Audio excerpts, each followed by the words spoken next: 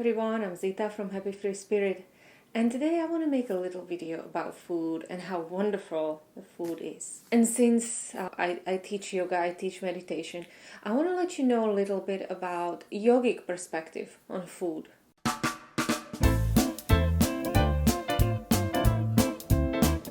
So I remember my dad telling to my mom, "Oh my God, you gave me so much bacon in here," as if I was going to go chop wood in a forest, And I don't know, that idea stayed with me for so long. The idea that you should be using food as not just because it tastes good, but according to what you need to be doing. That this much of fat really will just be waste in your body if you are not going to do physical strong activity. So from yogic perspective, the foods are divided into 3 categories. And that stems from what's called the Ayurveda, the ancient science of living a long, healthy life. So there are 3 types of foods. Sattvic foods are the ones that get a lot of sun. They get mostly their nutrition from the sun, right? And they are wonderful because they are in constant contact with the rhythms of the nature, the light and day, the storms. There are these certain beings that get a lot of energy through the summer storms that storms through the fields. The electricity from flashes just goes straight in those beans, and really when you eat those beans, you actually feel very, very energized. The sattvic foods absorb a lot of light, right? So they're light, and they're really good for light makers. Nuts are one of those categories. Coconuts, fruits, apples, oranges, pears, all kinds of things that grow on trees. Rajasic foods, they are the ones that give you energy, that help you act and be strong in your on your path. There are a lot of spices and herbs in there that really support the digestive system. They're good for really active people.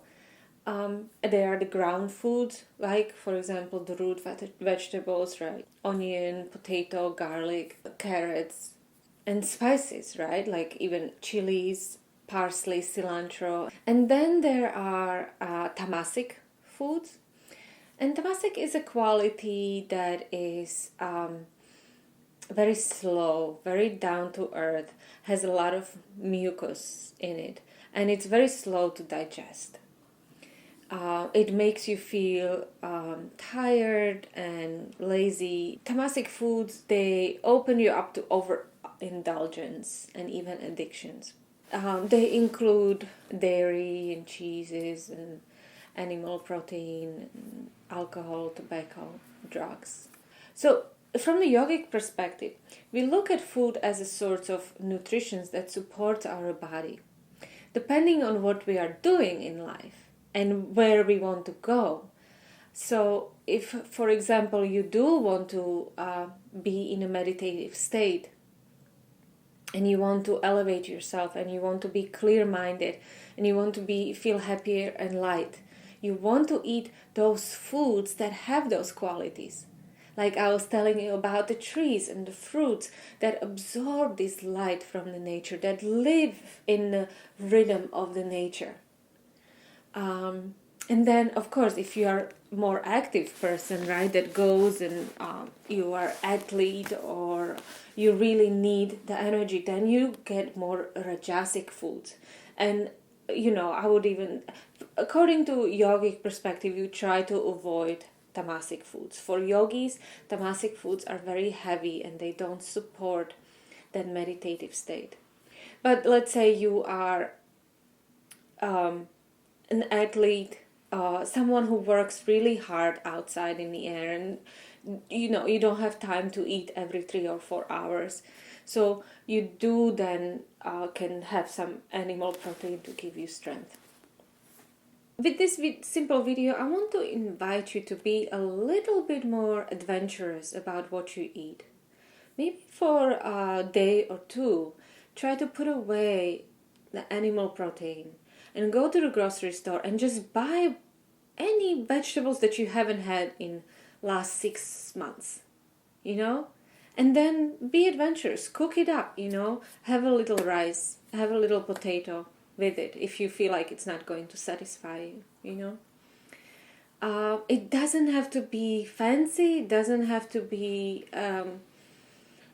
cooked in any fancy sauce.